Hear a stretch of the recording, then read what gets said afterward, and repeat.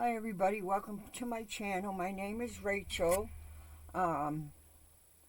Today we're going to do 9, I believe. Let me check here.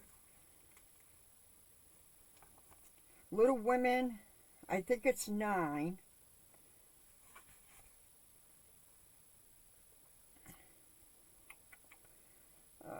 Where is it? Yes, Meg goes to the variety fair. But before we do that, I figured we should do something different today while we're listening to the book.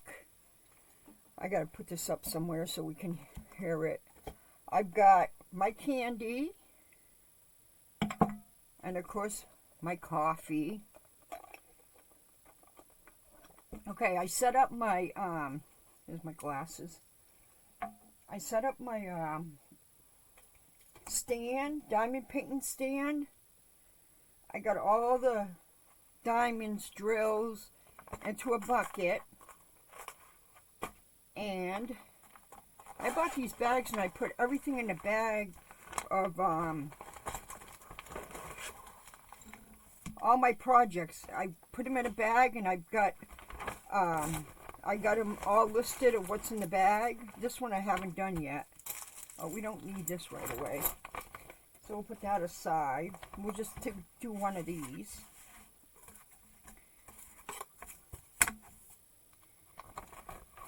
I don't know how long this will take me, but that's okay. We'll put that aside over there. Get my drill. My electric drill is doing wonderful. It's very good. Okay, I didn't plug that in, so I don't know if, I'm not sure if it's going to work or not, you know. So I hope everyone is doing well. So we'll use this. What else we got here? Oh, we don't need the straightener. I might need some of my pasty stuff though. Let me see if I have some in here in this bag. Yeah, right here. I got one. We'll take that one. This one back.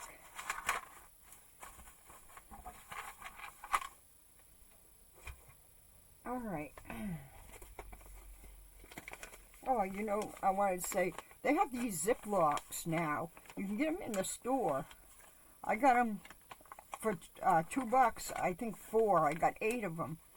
They're little zipper bags. They're nice. I like them. Okay, so we'll get started here. So we're doing Little Women, Chapter 9, Meg Goes to the Fair. And I think it's like 45 minutes.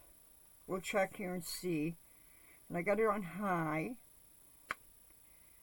Yeah, 36 minutes it's going to take. So here we go.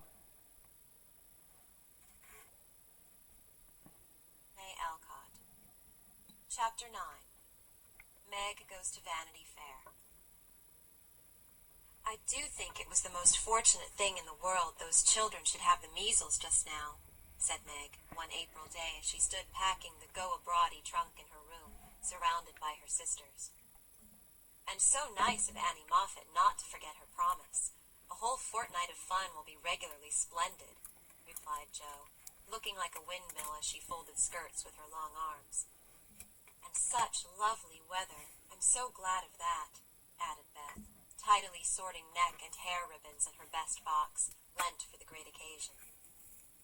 I wish I was going to have a fine time and wear all these nice things, said Amy, with her mouth full of pins, as she artistically replenished her sister's cushion. I wish you were all going, but as you can't, I shall keep my adventures to tell you when I come back.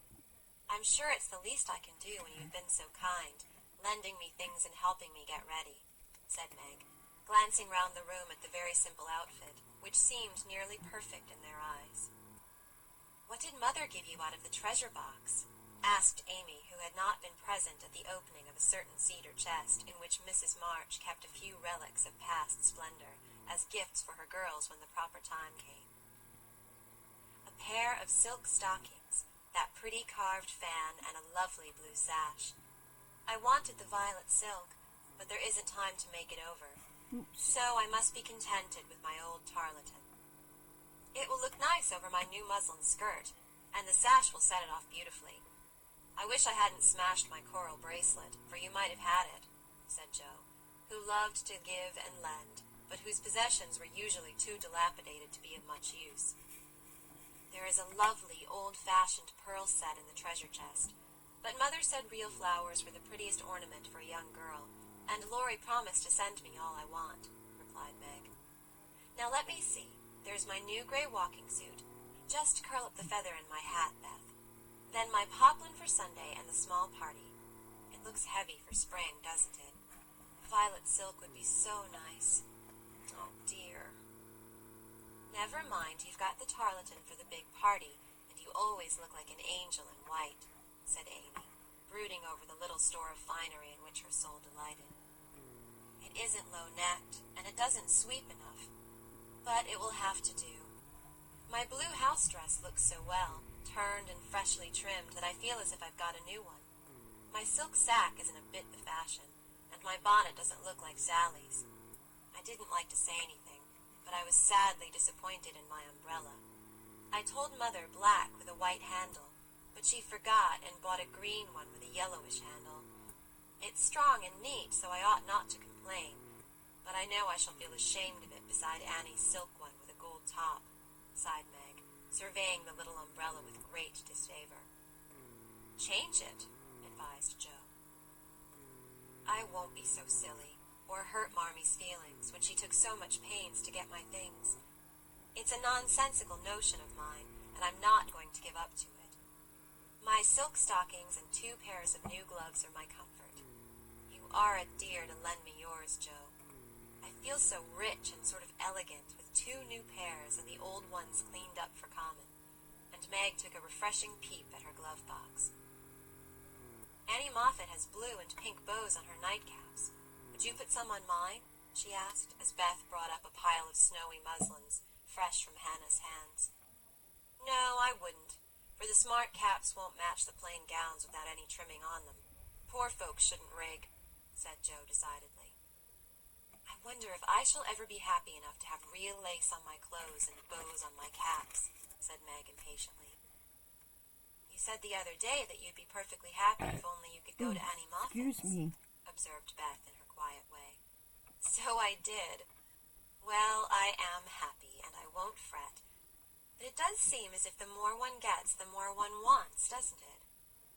There now, the trays are ready and everything in but my ball dress, which I shall leave for Mother to pack, said Meg, cheering up, as she glanced from the half-filled trunk to the many times pressed and mended white tarlatan, which she called her ball dress with an important air. The next day was fine, and Meg departed in style for a fortnight of novelty and pleasure. Mrs. March had consented to the visit rather reluctantly, fearing that Margaret would come back more discontented than she went. But she begged so hard, and Sally had promised to take good care of her, and a little pleasure seemed so delightful after a winter of irksome work, that the mother yielded, and the daughter went to take her first taste of fashionable life. The Moffats were very fashionable, and simple Meg was rather daunted at first by the splendor of the house and the elegance of its occupants. But they were kindly people, in spite of the frivolous life they led, and soon put their guest at her ease. Perhaps Meg felt, without understanding why, that they were not particularly cultivated or intelligent people, and that all their gilding could not quite conceal the ordinary material of which they were made. It certainly was agreeable to fare sumptuously, drive in a fine carriage, wear her best frock every day, and do nothing but enjoy herself. It suited her exactly, and soon she began to imitate the manners and conversation of those about her, to put on little airs and graces, use French phrases, crimp her hair, take in her dresses, and talk about the fashions as well as she could. The more she saw of Annie Moffat's pretty things, the more she envied her and sighed to be rich. Home now looked bare and dismal as she thought of it. Work grew harder than ever, and she felt that she was a very destitute and much injured girl, in spite of the new gloves and silk stockings. She had not much time for repining, however, for the 3 young girls were busily employed in having a good time.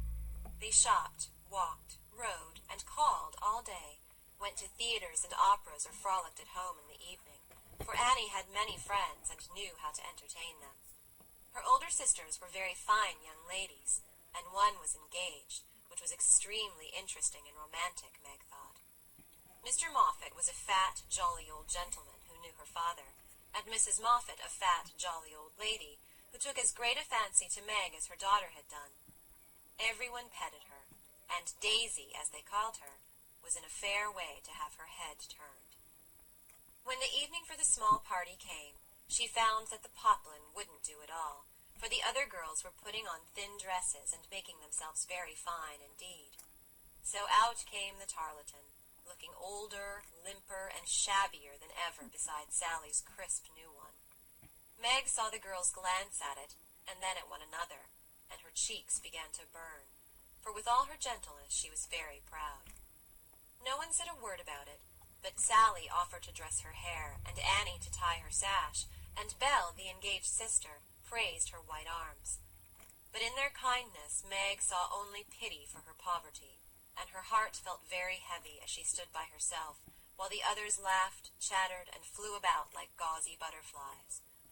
The hard, bitter feeling was getting pretty bad, when the maid brought in a box of flowers. Before she could speak, Annie had the cover off, and all were exclaiming at the lovely roses, heath, and fern within. "It's for Belle, of course. George always sends her some, but these are altogether ravishing," cried Annie with a great sniff. "They are for Miss March," the man said. "And here's a note," put in the maid, holding it to Meg. "What fun! Who are they from? Didn't know you had a lover," cried the girls, fluttering about Meg in a high state of curiosity and surprise. "The note is from Mother, and the flowers from Laurie," said Meg simply, yet much gratified that he had not forgotten her. "Oh, indeed," said Annie with a funny look, as Meg slipped the note into her pocket as a sort of talisman against envy, vanity, and false pride, for the few loving words had done her good, and the flowers cheered her up by their beauty. Feeling almost happy again, she laid by a few ferns and roses for herself, and quickly made up the rest in dainty bouquets for the breasts, hair, or skirts of her friends, offering them so prettily that Clara, the elder sister, told her she was the sweetest little thing she ever saw, and they looked quite charmed with her small attention. Somehow the kind act finished her despondency, and when all the rest went to show themselves to Mrs. Moffat, she saw a happy, bright-eyed face in the mirror, and she laid her ferns against her rippling hair and fastened the roses in the dress that didn't strike her as so very shabby now. She enjoyed herself very much that evening, for she danced to her heart's content. Everyone was very kind, and she had 3 compliments. Annie made her sing, and someone said she had a remarkably fine voice. Major Lincoln asked who the fresh little girl with the beautiful eyes was, and Mr. Moffat insisted on dancing with her because she didn't dawdle but had some spring in her, as he gracefully expressed it. So altogether she had a very nice time, till she overheard a bit of conversation which disturbed her extremely. She was sitting just inside the conservatory, waiting for her partner to bring her an ice, when she heard a voice ask on the other side of the flowery wall, "How old is he?" 16 or 17, I should say," replied another voice. "It would be a grand thing for one of those girls, wouldn't it? Sally says they are very intimate now, and the old man quite dotes on them. Mrs. M. has made her plans, I dare say, and will play her cards well, early as it is. The girl evidently doesn't think of it yet," said Mrs. Moffat. "She told that fib about her mamma as if she did know, and colored up when the flowers came quite prettily. Poor thing. She'd be so nice if only she was got up in style. Do you think she'd be offended if we offered to lend her a dress for Thursday?" asked another voice. "She's proud, but I don't believe she'd mind, for that dowdy tarleton is all she has got. She may tear it tonight, and that will be a good excuse for offering a decent one." Here Meg's partner appeared, to find her looking much flushed and rather agitated. She was proud, and her pride was useful just then, for it helped her hide her mortification, anger, and disgust at what she had just heard. For innocent and unsuspicious as she was, she could not help understanding the gossip of her friends. She tried to forget it, but could not, and kept repeating to herself, Mrs. M. has made her plans. That fib about her mamma, and dowdy tarleton, till she was ready to cry and rush home to tell her troubles and ask for advice. As that was impossible, she did her best to seem gay, and being rather excited, she succeeded so well that no one dreamed what an effort she was making. She was very glad when it was all over, and she was quiet in her bed, where she could think and wonder and fume till her head ached and her hot cheeks were cooled by a few natural tears. Those foolish yet well-meant words had opened a new world to Meg, and much disturbed the peace of the old one, in which till now she had lived as happily as a child. Her innocent friendship with Laurie was spoiled by the silly speeches she had overheard. Her faith in her mother was a little shaken by the worldly plans attributed to her by Mrs. Moffat, who judged others by herself, and the sensible resolution to be contented with the simple wardrobe which suited a poor man's daughter was weakened by the unnecessary pity of girls who thought a shabby dress one of the greatest calamities under heaven. Poor Meg had a restless night, and got up heavy-eyed, unhappy, half resentful towards her friends, and half ashamed of herself for not speaking out frankly and setting everything right. Everybody dawdled that morning, and it was noon before the girls found energy enough even to take up their worst at work. Something in the manner of her friends struck Meg at once. They treated her with more respect, she thought, took quite a tender interest in what she said, and looked at her with eyes that plainly betrayed curiosity. All this surprised and flattered her, though she did not understand it till Miss Bell looked up from her writing, and said with a sentimental air, Daisy, dear, I've sent an invitation to your friend Mr. Lawrence for Thursday. We should like to know him, and it's only a proper compliment to you. Meg colored, but a mischievous fancy to tease the girls made her reply demurely, You are very kind, but I'm afraid he won't come. Why not, Cherie? Asked Miss Bell. He's too old. My child, what do you mean? What is his age, I beg to know? Cried Miss Clara. Nearly 70, I believe, answered Meg, counting stitches to hide the merriment in her eyes. You sly creature!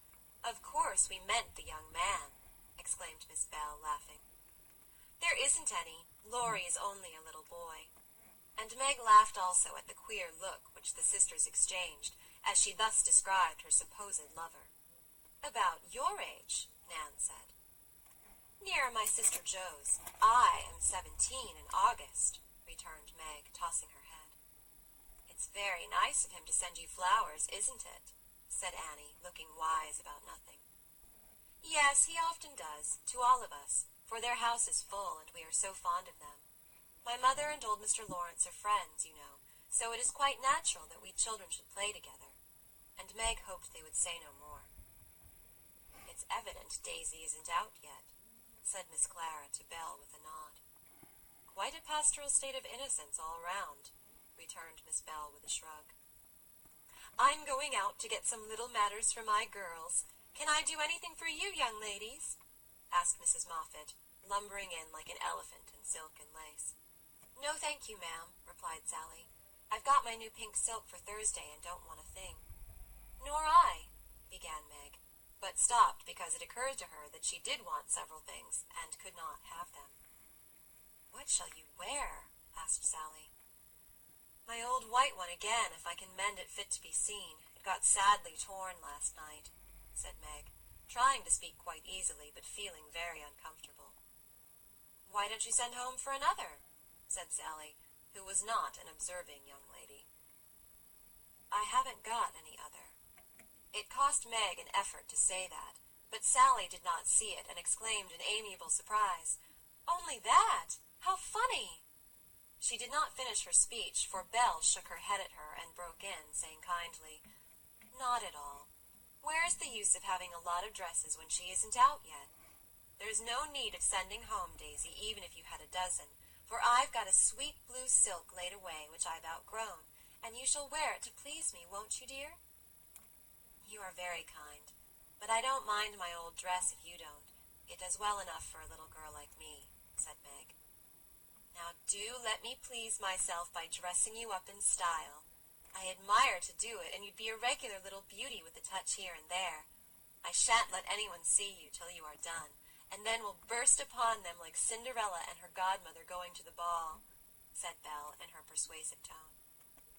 Meg couldn't refuse the offer so kindly made, for a desire to see if she would be a little beauty, after touching up, caused her to accept, and forget all her former uncomfortable feelings towards the Moffats. On the Thursday evening, Belle shut herself up with her maid, and between them they turned Meg into a fine lady. They crimped and curled her hair, they polished her neck and arms with some fragrant powder, touched her lips with a coralline salve to make them redder, and Hortense would have added a soupçon of rouge if Meg had not rebelled. They laced her into a sky-blue dress, which was so tight she could hardly breathe, and so low in the neck that modest Meg blushed at herself in the mirror. A set of silver filigree was added, bracelets, necklace, brooch, and even earrings, for Hortense tied them on with a bit of pink silk which did not show. A cluster of tea roses at the bosom, and a ruche reconciled Meg to the display of her pretty white shoulders, and a pair of high-heeled silk boots satisfied the last wish of her heart. A lace handkerchief, a plumy fan, and a bouquet in a shoulder-holder finished her off, and Miss Belle surveyed her with the satisfaction of a little girl with a newly dressed doll. "Mademoiselle is charmante, très jolie, is she not?" cried Hortense, clasping her hands in an affected rapture. "Come and show yourself," said Miss Belle, leading the way to the room where the others were waiting. As Meg went rustling after, with her long skirts trailing, her earrings tinkling, her curls waving and her heart beating, she felt as if her fun had really begun at last, for the mirror had plainly told her that she was a little beauty. Her friends repeated the pleasing phrase enthusiastically, and for several minutes she stood, like a jackdaw in the fable, enjoying her borrowed plumes, while the rest chattered like a party of magpies. "While I dress, do you drill her, Nan, in the management of her skirt and those French heels, or she will trip herself up. Take your silver butterfly and catch up that long curl on the left side of her head, Clara, and don't any of you disturb the charming work of my hands," said Belle as she hurried away, looking well pleased with her success. "You don't look a bit like yourself, but you are very nice.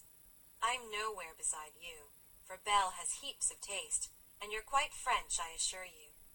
Let your flowers hang, don't be so careful of them, and be sure you don't trip," returned Sally, trying not to care that Meg was prettier than herself. Keeping that warning carefully in mind, Margaret got safely downstairs and sailed into the drawing-rooms where the Moffats and a few early guests were assembled. She very soon discovered that there is a charm about fine clothes which attracts a certain class of people and secures their respect. Several young ladies who had taken no notice of her before were very affectionate all of a sudden.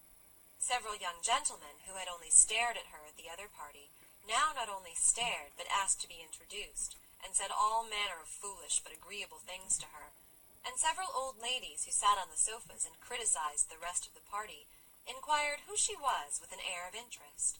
She heard Mrs. Moffat reply to one of them, "Daisy March, father a colonel in the army, one of our first families, but reverses of fortune, you know.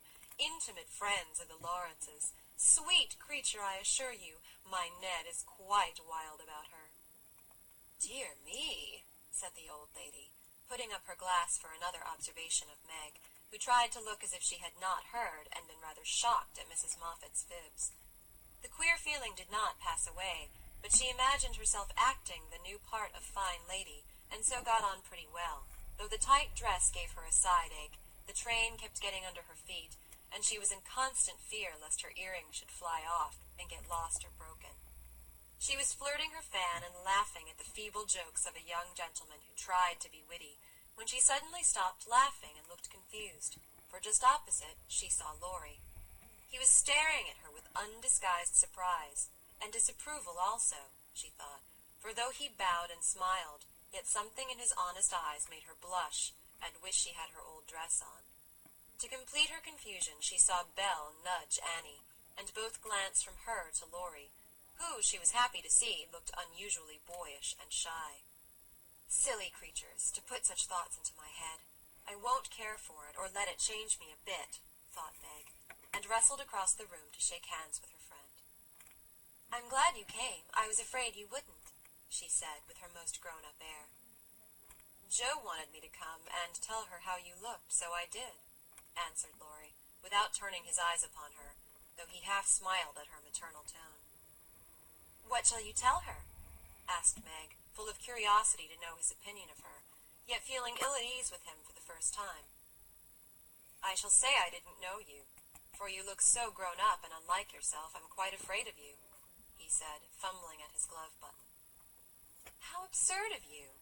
The girls dressed me up for fun, and I rather like it. Wouldn't Jo stare if she saw me? Said Meg, bent on making him say whether he thought her improved or not.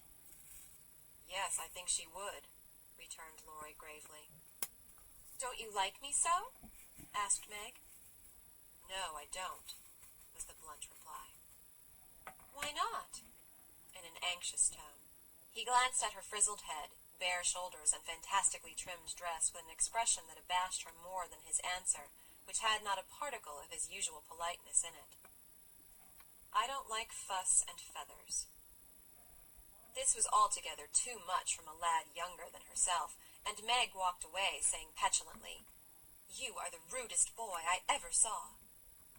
Feeling very much ruffled, she went and stood at a quiet window to cool her cheeks, for the tight dress gave her an uncomfortably brilliant color. As she stood there, Major Lincoln passed by, and a minute after she heard him saying to his mother, They are making a fool of that little girl. I wanted you to see her, but they have spoiled her entirely. She's nothing but a doll tonight. Oh, dear, sighed Meg. I wish I'd been sensible and worn my own things. Then I should not have disgusted other people or felt so uncomfortable and ashamed of myself. She leaned her forehead on the cool pane and stood half hidden by the curtains, never minding that her favorite waltz had begun, till someone touched her, and turning she saw Laurie, looking penitent, as he said, with his very best bow and his hand out, Please forgive my rudeness, and come and dance with me. I'm afraid it will be too disagreeable to you, said Meg, trying to look offended and failing entirely. Not a bit of it. I'm dying to do it. Come, I'll be good. I don't like your gown, but I do think you are just splendid. And he waved his hands as if words failed to express his admiration. Meg smiled and relented, and whispered as they stood waiting to catch the time, Take care my skirt doesn't trip you up. It's the plague of my life, and I was a goose to wear it. Pin it round your neck, and then it will be useful, said Laurie, looking down at the little blue boots which he evidently approved of. Away they went, fleetly and gracefully, for having practiced at home they were well matched, and the blithe young couple were a pleasant sight to see, as they twirled merrily round and round, feeling more friendly than ever after their small tiff. Laurie, I want you to do me a favor, will you? Said Meg, as he stood fanning her when her breath gave out, which it did very soon, though she would not own why. Won't I? Said Laurie, with alacrity. Please don't tell them at home about my dress tonight. They won't understand the joke, and it will worry Mother. Then why did you do it? Said Laurie's eyes so plainly that Meg hastily added, I shall tell them myself all about it, and fess to Mother how silly I've been. But I'd rather do it myself. So you'll not tell, will you? I give you my word I won't. Only what shall I say when they ask me? Just say I looked pretty well and was having a good time. I'll say the first with all my heart, but how about the other? You don't look as if you were having a good time. Are you?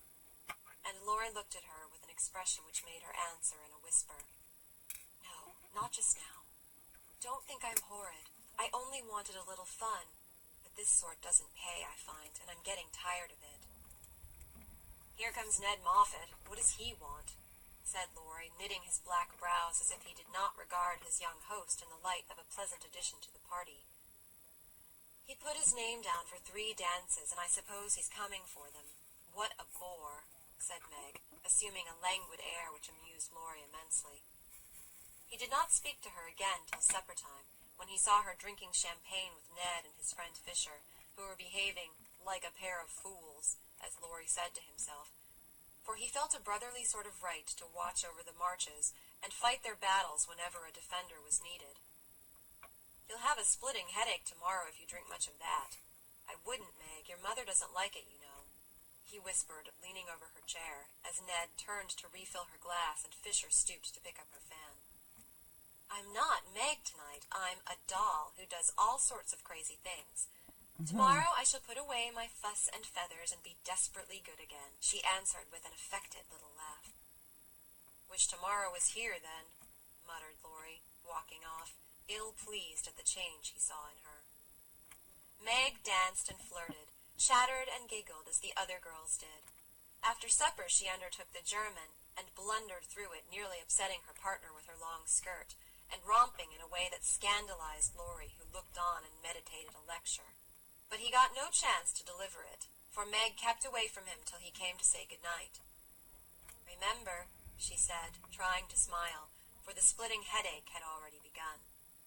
Silence à la mort, replied Laurie, with a melodramatic flourish as he went away. This little bit of byplay excited Annie's curiosity, but Meg was too tired for gossip and went to bed, feeling as if she had been to a masquerade and hadn't enjoyed herself as much as she had expected. She was sick all the next day, and on Saturday she went home, quite used up with her fortnight's fun, and feeling that she had sat in the lap of luxury long enough. It does seem pleasant to be quiet, and not have company manners on all the time. Home is a nice place, though it isn't splendid, said Meg, looking about her with restful expression, as she sat with her mother and Joe on the Sunday evening. I'm glad to hear you say so, dear, for I was afraid home would seem dull and poor to you after your fine quarters, replied her mother, who had given her many anxious looks that day, for motherly eyes are quick to see any change in children's faces. Meg had told her adventures gaily, and said over and over what a charming time she had had, but something still seemed to weigh upon her spirits, and when the younger girls were gone to bed, she sat thoughtfully staring at the fire, saying little and looking worried. As the clock struck 9 and Joe proposed bed, Meg suddenly left her chair, and taking Beth's stool, leaned her elbows on her mother's knee, saying bravely, Marmee, I want to fess. I thought so. What is it, dear? Shall I go away? Asked Joe discreetly. Of course not. Don't I always tell you everything? I was ashamed to speak of it before the younger children, but I want you to know all the dreadful things I did at the Moffats. We are prepared, said Mrs. March, smiling but looking a little anxious. I told you they dressed me up, but I didn't tell you that they powdered and squeezed and frizzled and made me look like a fashion plate. Laurie thought I wasn't proper. I know he did, though he didn't say so, and one man called me a doll. I knew it was silly, but they flattered me and said I was a beauty, and quantities of nonsense, so I let them make a fool of me. Is that all? Asked Joe, as Mrs. March looked silently at the downcast face of her pretty daughter, and could not find it in her heart to blame her little follies. No, I drank champagne, and romped and tried to flirt, and was altogether abominable, said Meg self-reproachfully. There is something more, I think. And Mrs. March smoothed the soft cheek, which suddenly grew rosy as Meg answered slowly. Yes, it's very silly, but I want to tell it, because I hate to have people say and think such things about us and Laurie. Then she told the various bits of gossip she had heard at the Moffats, and as she spoke, Joe saw her mother fold her lips tightly, as if ill-pleased that such ideas should be put into Meg's innocent mind. Well, if that isn't the greatest rubbish I ever heard, cried Joe indignantly. Why didn't you pop out and tell them so on the spot? I couldn't. It was so embarrassing for me. I couldn't help hearing at first, and then I was so angry and ashamed. I didn't remember that I ought to go away. Just wait till I see Annie Moffat, and I'll show you how to settle such ridiculous stuff. The idea of having plans and being kind to Laurie because he's rich and may marry us by and by? Oh, won't he shout when I tell him what those silly things say about us poor children? And Joe laughed as if on second thoughts the thing struck her as a good joke. If you tell Laurie I'll never forgive you, she mustn't, must she, Mother? Said Meg, looking distressed. No, never repeat that foolish gossip, and forget it as soon as you can, said Mrs. March gravely. I was very unwise to let you go among people of whom I know so little. Kind, I dare say, but worldly, ill-bred, and full of these vulgar ideas about young people. I am more sorry than I can express for the mischief this visit may have done you, Meg. Don't be sorry. I won't let it hurt me. I'll forget all the bad and remember only the good, for I did enjoy a great deal, and thank you very much for letting me go. I'll not be sentimental or dissatisfied, Mother. I know I'm a silly little girl, and I'll stay with you till I'm fit to take care of myself.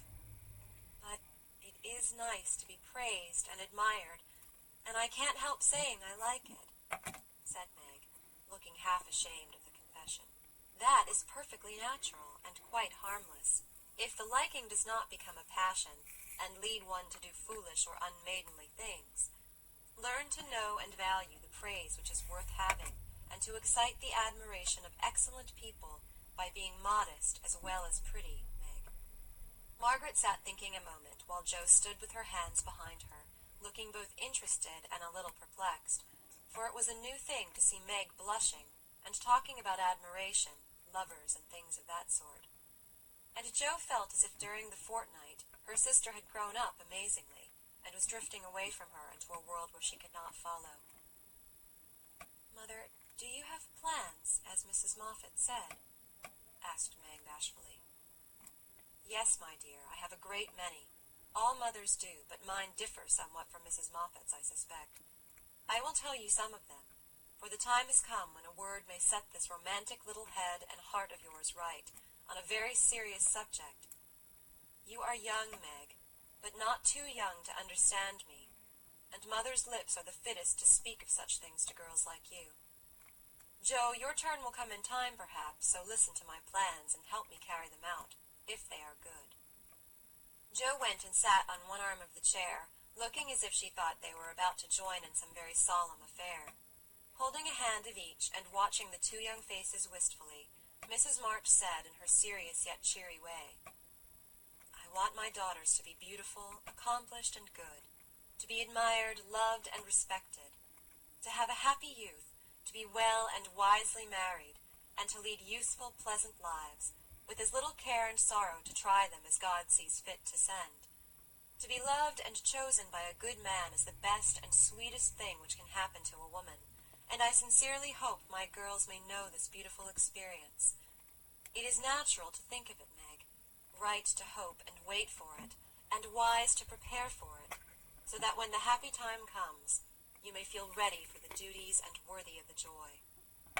My dear girls, I am ambitious for you, but not to have you make a dash in the world, marry rich men merely because they are rich, or have splendid houses which are not homes because love is wanting. Money is a needful and precious thing, and when well used, a noble thing, but I never want you to think it is the first or only prize to strive for.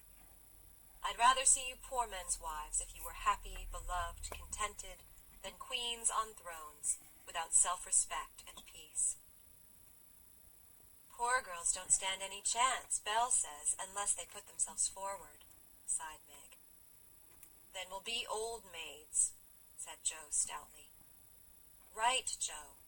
Better be happy old maids than unhappy wives, or unmaidenly girls running about to find husbands, said Mrs. March decidedly. Don't be troubled, Meg. Poverty seldom daunts a sincere lover. Some of the best and most honored women I know were poor girls, but so love-worthy that they were not allowed to be old maids. Leave these things to time.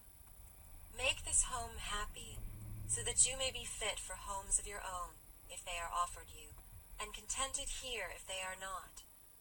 One thing remember, my girls. Mother is always ready to be your confidant, father to be your friend, and both of us hope and trust that our daughters, whether married or single, will be the pride and comfort of our lives. We will, Marmee, we will, cried both, with all their hearts, as she bade them good night. End of chapter 9. Well, I hope everybody enjoyed that chapter. And I hope everybody is doing well. Let's see what else. Thought I wanted to talk to you about something, but I don't remember. I'll remember after I'm done the video. But thank you all for watching. If you like my content, please subscribe, like, and comment. And I'll see you guys in the next video. Thank you.